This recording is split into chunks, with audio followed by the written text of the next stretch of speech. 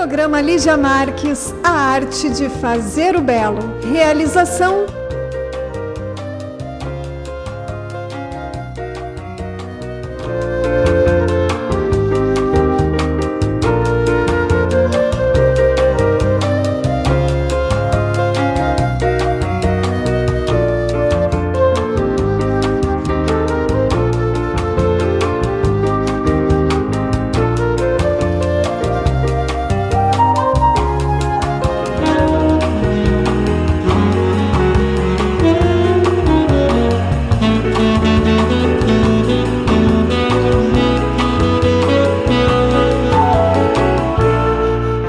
Olá, estamos apresentando mais um programa Lígia Marques, a arte de fazer o belo. Este programa é exibido pela Televisão Santa Maria, canal 19 da NET. Todos os sábados às 20 horas temos um programa inédito. Além disso, ele é postado nas redes sociais, Facebook, YouTube e Instagram. É uma realização do Ateliê de Arte e Arquitetura Lígia Marques, localizado no Centro Internacional de Arte e Cultura Humanista, e é produzido pela SM Produtora. Hoje temos uma convidada especialíssima da área da sociologia e do design também. Nós vamos falar um pouco sobre o design e o ponto de vista de um sociólogo e as contribuições da sociologia para a sociedade, com a professora socióloga Jussiane Severo Correia. Bem-vinda ao programa, Jussiane. Obrigada, Lígia, pelo convite. É um prazer imenso estar aqui contigo, conversando um pouquinho. Isso, igualmente para mim também. Vamos conversar com o nosso público sobre essa temática interessante. Eu nunca tinha trazido essa temática para o programa, que são as ciências sociais e a sociologia, que foi a tua área de estudo, de formação na graduação e no doutorado, né, com licenciatura em sociologia. Elas se diferem em ciências sociais e sociologia? O que elas abordam? Elas se diferem um pouco, sim, Lígia. As ciências sociais são as diferentes disciplinas, né, as diferentes ciências que estão dentro de uma grande ciência, que são as ciências sociais, né? Dentre elas a antropologia, a sociologia, a ciência política e até a própria economia faz parte dessa grande ciência social, né? Que são as ciências sociais. Já a sociologia, ela é mais específica, né? Então, eu primeiramente optei em fazer o bacharelado, para ser mais uma pesquisadora, uma cientista social, e mais tarde fui fazer então a licenciatura em sociologia, que me habilitava no momento para que eu pudesse ministrar aulas de sociologia. Então essa é uma diferença. Sim, foi o que eu imaginei. Agora, interessante, onde é que entra a arte nessas ciências sociais? Olha quanta coisa, né? Lígia, eu sempre... É tudo que acontece na sociedade, ciências sociais. Tudo, Lígia. Tu sabe, Lígia, que eu sempre gostei, né, do belo, eu sempre gostei da arte, né? E sempre foi, eu acho, porque eu sou pisciana também, né? Olha, então eu tenho uma veia um pouco artística, né? E eu sempre acreditei que, por exemplo, o modo de como nós nos vestimos, ele nos identifica. Ele passa uma mensagem para as pessoas, né? Não é só a forma de como eu estou oralizando as palavras, de como eu falo, mas também a questão de como eu estou vestido, que imagem eu quero passar. E então, né, na época do meu doutorado, eu tive um tempo fora e eu tive a oportunidade de conhecer o Lisuri, na Itália. Lisuri, né? E aí fiquei encantada com aquelas artes magníficas do professor Antônio Meneghetti. E comecei a ler um pouco, né, sobre arte, sobre o belo. E retornando paralelamente com o meu doutorado, eu fui estudar moda, coloração, o que funciona, o que combina com cada biotipo, porque cada uma de nós temos uma beleza. Não necessariamente eu tenho que fazer parte de um padrão estético do qual, né, as mídias como um todo elegem como sendo um padrão e que a gente tem que estar dentro daquela padronização, caso contrário você está fora. Não. E aí eu comecei a estudar toda esta questão, Lígia, vinculada à arte, mas a arte vinculada, né, a esses padrões, Porque dentro da sociologia eu sempre questionei, Lígia, essas questões vinculadas a esses rótulos, né? A esses padrões que muitas vezes são estanques e que a gente tem que muitas vezes romper com tudo isso. Nem todo mundo, né, tem um biotipo que se encaixa. E aí a gente começa a ver uma questão que é vinculada às anomias sociais presentes. O que é isso?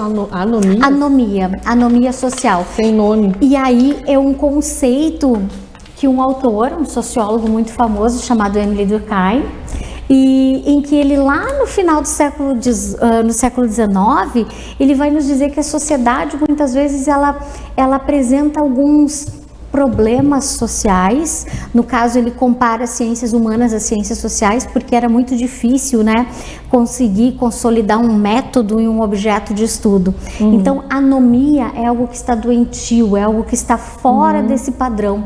E tu sabe que eu comecei a estudar e a verificar que muitas meninas, adolescentes, né, por não se encaixarem num padrão, né, social presente e imposto muitas vezes, acabavam até mesmo cometendo suicídio, enfim, esses elementos. Então eu comecei a estudar um pouco essa questão do belo, que vai além de todos esses padrões, e aí entra a questão da moda que eu... Na verdade, essa anomia seria...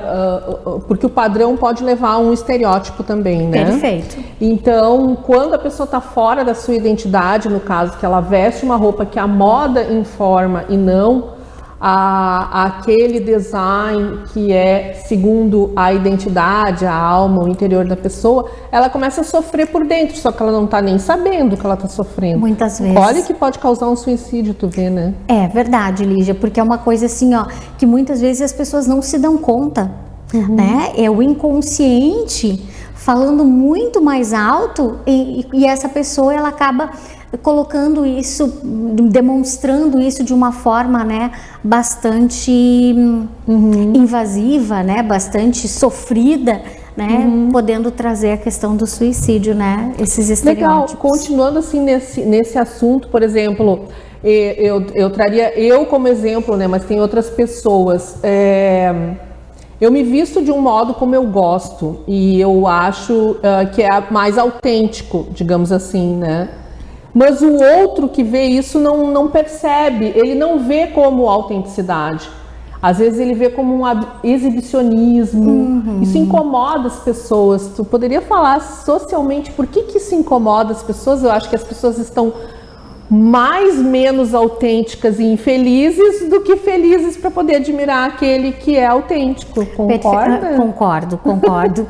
Porque, Lígia, vamos pensar, né? A sociedade, ela vive esse momento, né, que é muito... Eu vou pegar esse exemplo aqui da água, né, que é muito líquido, que é volátil, que é efêmero, né? Vou me embasar aqui num autor chamado Zygmunt Bauman. E tudo isso que é muito rápido, que é muito efêmero, acontece, né, e de uma velocidade que muitas vezes a sociedade não consegue acompanhar. E isso ocorre também no mundo da moda, no mundo das nossas vestimentas, né, de tudo isso. E o que ocorre? É muito mais fácil eu estar inserida nessa padronização, né? Eu perco tu como arquiteta, né, e artista sabe, né, que existe uma obra de arte, ela tem uma áurea, né? Ela tem uma áurea. E aí o que acontece? Quando se perde isso, né, há essa desauratização da obra de arte, enfim, de tudo isso, faz com que é muito mais fácil eu seguir um padrão que está lá, que eu não corro riscos de ser julgado pelos outros, de ser julgado pela sociedade, do que eu me sentir autêntica, né? Eu gosto de ser eu gosto de me conhecer, né, em relação à identidade, e isso certamente eu vou demonstrar na forma como eu estou vestida, né? Às vezes, né? Às vezes. Sim, o outro pode demonstrar uma coisa que ele não é também. Que ele não é, né? Exato. E às vezes numa entrevista de trabalho, né, os mais espertos, né, os experts, estão atentos a isso também, né? E aí, então, não ser autêntico para alguns gera uma insegurança. Então, o medo, ser aceito ou não aceito, ou o que vão pensar, ou seja, na verdade, tu tem que ser forte, digamos assim, né? É um poder, mas não esse poderosa que falam aí. É um poder belo, né? De tu te sentir bem fazendo aquilo que tu faz, sem medo de ninguém, seguro. Seguro, sem preocupações com os estereótipos, com os rótulos que a sociedade coloca. E eu tenho que estar bem comigo mesmo, né? O que o meu biotipo, que melhor veste com o meu biotipo, eu tenho que conhecer um pouquinho do que me valoriza e o que me desvaloriza, né? Posso potencializar algo que me deixa bem, que me deixa segura, autoconfiante, né? Porque até a questão da gente escolher a forma como a gente se veste, ela nos traz uma autoconfiança, né? A gente se sentir bela. Sim. A gente se sentir bela nos deixa dá prazer à alma. Dá prazer. Né? Dá prazer à alma. A gente se sente leve. É uma coisa boa. Quem mais além de nós mesmos, né, de si mesmo, que vai poder fazer esse bem? É só nós que vamos fazer para si mesmo, né? Só nós mesmo, Lígia. Tu já falou tu já citou alguns autores e eu gostaria de trazer um ponto aqui que na sociedade o ponto é que uns trazem uns autores, citam alguns conceitos, outros trazem outros conceitos. E às vezes gera uma confusão que ninguém mais sabe quem seguir, quem é quem, né? Então, na sociologia existem vários autores e a gente estuda também no urbanismo, né? Alguns eu cheguei a estudar e muitos são usados para fazer, então, a política, o urbanismo, a educação, inclusive as literaturas, né? São baseadas nesses sociólogos, que em cada época trouxe suas ideias e tornaram-se ideologias, utopias, aplicadas em muitos setores. Comenta alguns deles, Max Weber, Karl Marx, Emily Durkheim, quais os resultados que se tem como evidência, ou positiva ou negativa, destes? Tu sabe, Lígia, que existem, assim, são diferentes os autores dentro das ciências sociais que são belíssimos, que são fantásticos, né? Cada qual, como tu disseste, na sua época, no seu momento, trazendo as suas contribuições. Eu não poderia deixar de trazer aqui os autores contratualistas, né? Os autores contratualistas do qual a gente parte, né? De que a sociedade, ela existe porque nós temos um contrato social, ou um pacto social, né? E aí aqui eu vou trazer Thomas Hobbes, né? O Jean-Jacques Rousseau. Então são autores que vão nos dizer para a gente viver em sociedade e que a gente não saia por aí, né? Nos matando uns aos outros, nós temos que ter regras. E quem que nos dá essas regras? Nós temos que ter alguém que nos traga tudo isso, que é o Estado. Então, isso está muito presente. Se a gente for olhar, Lígia, esses autores são lá do século XVI, né? 16, 17, e a gente observa a veracidade e eles são autores atemporais, né? Porque se a gente vai perceber, hoje estão muito presentes. Nós temos esse contrato social dentro da sociedade, né? Vivemos numa democracia, mas a todo momento nós nos pegamos dentro desses contratos, né? Um outro autor aqui que eu acho que a gente não podia deixar de ressaltar, que também é atemporal dentro da área das ciências sociais como um todo, é o Nicolau Maquiavel, né? Sim. Que é um clássico, belíssimo. Eu trouxe umas frases aqui para a gente debater. Belíssimo. Sobre ele. Porque o Maquiavel, ele realmente, ele entendia, né? De como eu vou conseguir direcionar um líder, né? Um líder, um príncipe, para se manter no poder com equilíbrio. E tu sabe, Lígia, se a gente muito importante isso. E tu sabe que se a gente for observar, Lígia, os nossos governantes certamente leram Maquiavel. Porque é mais do que presente essa literatura, né? Mudou um pouco o cenário, mas as situações... Sim. Quando tu falou que o Estado que deve gerar as regras, eu justamente pensei nisso, né? Bom, se o Estado gera as regras, quão equilibrado deve ser os homens, os governantes, ou as mulheres deste Estado, né, para que a gente então tenha uma sociedade em harmonia, né? É importante. Isso é importante, né, para manter a coesão social, né? Mas cabe aqui ressaltar, né, Lígia, que muitas vezes essas regras elas vêm de uma demanda da sociedade. Sim. Né? Essa demanda da sociedade, né, em que fica o Estado, o direito, que vão trazer essas respostas para a gente, né? Sim. Se a gente for parar para pensar, né, Lígia, o casamento homoafetivo há uns anos atrás, em algumas culturas ainda é crime. Né? Há uns anos atrás, a nossa sociedade não poderia haver um casamento homoafetivo, né? A mulher em relação ao divórcio. Sim, então, as coisas vão mudando, né? A sociedade vai trazendo essas demandas e essas transformações. E se não mudar, pode virar uma guerra também. Então, a gente tem que saber contemporizar, né, as coisas. Nós vamos para um rápido intervalo e voltamos então para falar um tema sobre Maquiavel e outros temas ainda sobre design e sociologia. Esperamos vocês. Programa Lígia Marques, a arte de fazer o belo. Realização, Ateliê de Arte e Arquitetura Lígia Marques.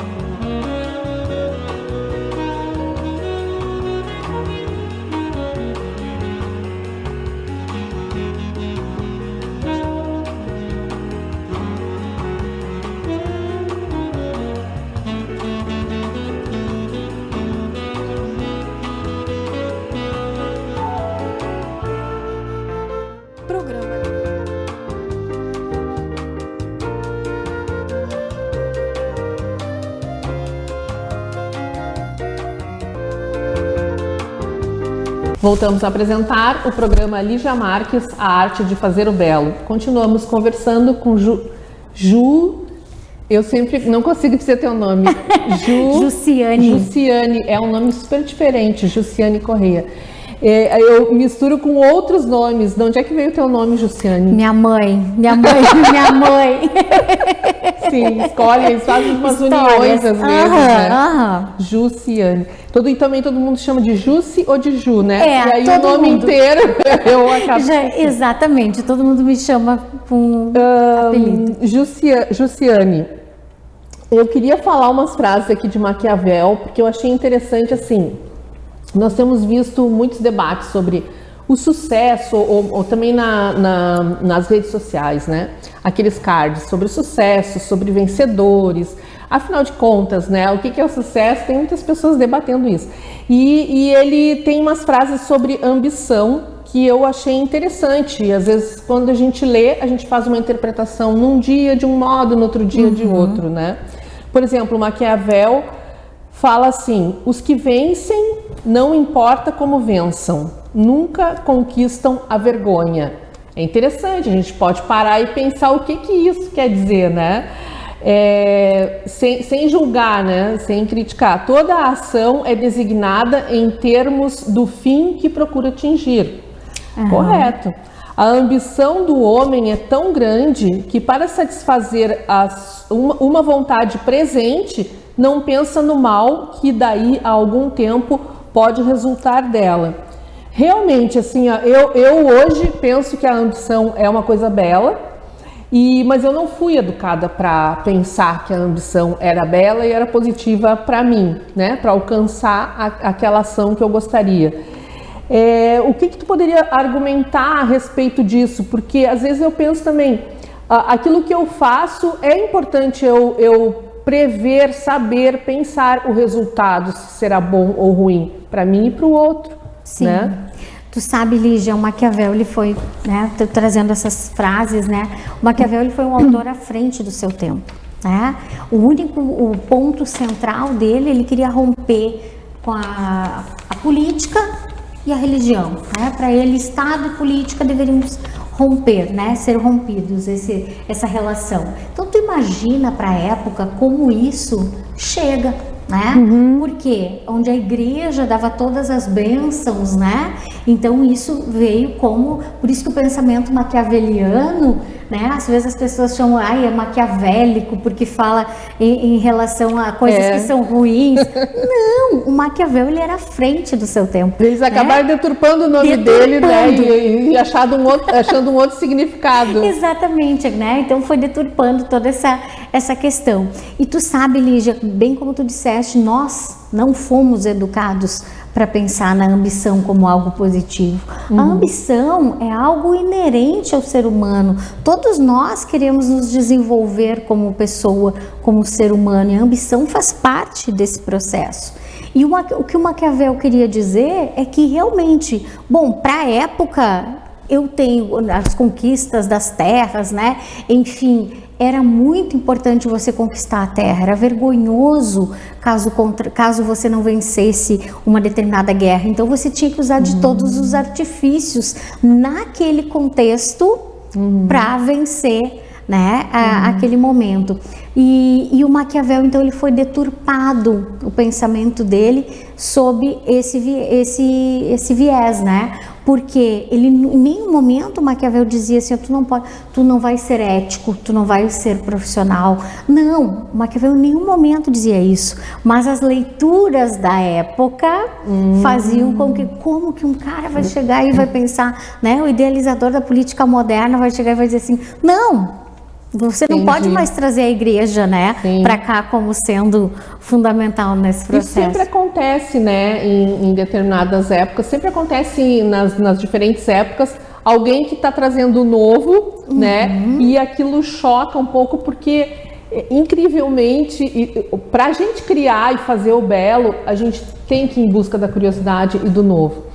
Mas se tu entra numa linearidade assim, fixa até, não seria nem tão linear, mas fixa, se tu te acomoda, tu não vai trazer um novo. E às vezes aquele novo mexe com as pessoas, elas não querem sair daquele conforto ali. Por exemplo, tu fez o MBA Identidade Empresarial, eu também fiz esse curso na ANF, e agora tu está cursando a especialização em ontopsicologia. Isso. E ambos cursos, eles oferecem as disciplinas FOIO, que é Formação Ontopsicológica Interdisciplinar Liderística.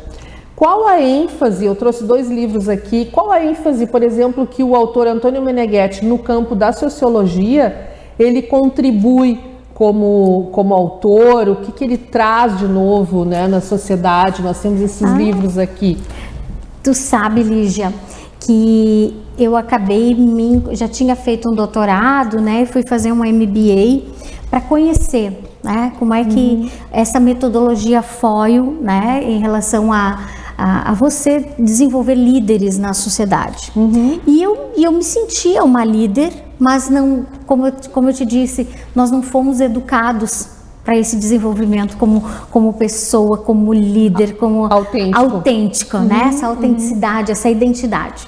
E quando eu conheci as obras do professor Meneghetti e fui estudar um pouquinho mais no MBA, eu percebi que a sociologia, ou as ciências sociais como um todo, ela é intimamente ligada à ciência ontopsicológica, né? Porque se a gente for observar, a ciência ontopsicológica, ela é uma das ciências humanistas contemporâneas mais recentes que nós temos. Mais recente, né? Ela vem quebrando paradigmas, né? Ela é uma ciência interdisciplinar. Ela surgiu no século XX, na metade do século XX? Metade do século XX. E o professor Antônio Meneghetti, né, ele traz toda as descobertas, né, dessa ciência que é tão rica, né, e que vale a pena a gente conhecer, porque tanto que o Ministério da Educação, Lígia, quando veio fazer o reconhecimento para o curso de bacharelado em ontopsicologia, ele enquadrou, né, dentro das nomenclaturas do Ministério da Educação, como dentro da área das ciências sociais. Porque o professor Meneghetti, ele tinha 2 doutorados na área das ciências sociais. É verdade. Né? Então, ele sempre trouxe, né, essa relação presente da sociedade, né? O líder, ele trabalha, né? É o servir, é o bem servir, né? Para a sociedade como um todo. Então, está intimamente ligada, né? A sociologia, as ciências sociais, que é praticamente o útero, né, da sociedade, né, as relações humanas e sociais. O professor Meneghetti sempre falava, eu tive a oportunidade de conhecê-lo, que depois do sujeito conhecer a si mesmo e se tornar autêntico, o verdadeiro líder, automaticamente ele vai para o social, levar aquilo, fazer mais para os outros, fazer crescimento e evolução. É o saber servir, né? É o saber servir. Então, as ciências sociais, assim, é intimamente ligada com a ciência ontopsicológica. E tu sabe que eu acredito, né, que num primeiro momento é importante você se conhecer, você saber fazer essas descobertas, né, aplicar, porque a ontopsicologia é uma ciência prática, e você aplicar essa ciência que você aprende, né, que você vai conhecendo e vai se despertando na sua vida, na sua vida prática, né? Então isso é bem muito importante. Legal. Eu entendo que eu observo, né, também pesquisando, estudando, que começou um movimento na metade do século XX. Sim. Já com esses novos autores, e o próprio professor Antônio Meneghetti vem também dessa época. Ele nasceu em 1936, né? Mas ele vem então e traz essa ciência na segunda metade, assim como muitos outros. Então há uma necessidade de mudança natural, nós temos que evoluir, né? Infelizmente nós estamos terminando o programa. A conversa está muito boa. Eu queria, assim, para encerrar, depois outro dia eu te convido novamente, porque os assuntos são fantásticos, né? Porque eu queria entrar mais dentro da arte, do design, né? O que tu gostaria de complementar, por exemplo, em relação ao sociólogo e o designer? Por exemplo, antes de nós começarmos o programa, nós estávamos ali discutindo, né, o rosa, o sapato, qual vestir. Tu trabalha também com essa questão da composição da moda, tu dá consultoria? Trabalho com consultoria, né? Estou aplicando todos os conhecimentos FOIO, né? Que legal. Estou colocando em prática, porque é importante a gente se conhecer, a gente ter uma identidade muito conectada com o seu eu, né, com o meu eu interior, e que eu consiga expressar isso na maneira como eu me visto, na maneira como eu me porto, no meu dia a dia, né, no meu miricismo cotidiano, que é algo tão importante, né? Seja do escolher uma roupa, escolher um sapato, escolher um acessório, tudo isso faz parte, porque, Lígia, como eu estava comentando, nós vivemos numa vida tão rápida, tão acelerada, que muitas vezes eu não tenho esse cuidado comigo mesma, que é de escolher uma peça, de ter aquele momento. Às vezes são 5, 10 minutos pela manhã que eu posso escolher esse anel, que eu posso escolher um brinco e me vestir, porque é o cuidado que eu tenho comigo, que isso vai repercutir no outro. Coisa boa a gente estar num ambiente belo, com as pessoas belas. E eu não falo aqui em roupas de marcas, não é isso, mas o belo no seu sentido mais amplo, né? Porque ser belo é simples. É simples. É só ter aquele gosto, aquela harmonia, aquela proporção, mas ela só chega se nós estamos em proporção. Perfeito. Aí as suas escolhas são simples, são fantásticas, elas acontecem naturalmente. É esse miricismo cotidiano também que faz parte, cuidado, né, de si mesmo, desse cuidado de nós mesmos, né? E é bonito porque realmente é uma questão social, faz para si e faz para o outro, ajuda o outro, leva para uma educação, para uma sala de aula, leva para uma consultoria, leva para uma palestra, todos esses ensinamentos, concorda? Concordo plenamente, Lígia. Quer deixar algum recado? Nós precisamos encerrar. Quero agradecer, né, Lígia, o teu convite de estar aqui, e que bom que a gente tem programas inteligentes em Santa Maria, em que a gente consegue dialogar um pouco, né, sobre vários assuntos, aspectos ligados à sociedade, né, à moda, ao belo, né? Que bom que nós temos um programa como o teu. Muito obrigada. Muito obrigada.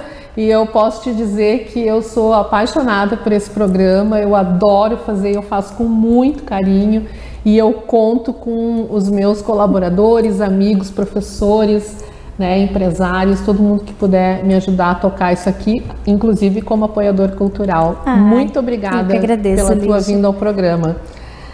Estamos encerrando então mais um programa Lígia Marques, a arte de fazer o belo. Ele é exibido na televisão Santa Maria. Todos os sábados às 20 horas temos um programa inédito no canal 19 da NET e nas páginas das redes sociais. Foi um prazer ter estado com vocês. Se você quer ser um apoiador cultural deste programa, envie um e-mail para programaligiamarques@gmail.com. Nos vemos nos próximos programas e eu espero você. Programa Lígia Marques, a arte de fazer o belo. Realização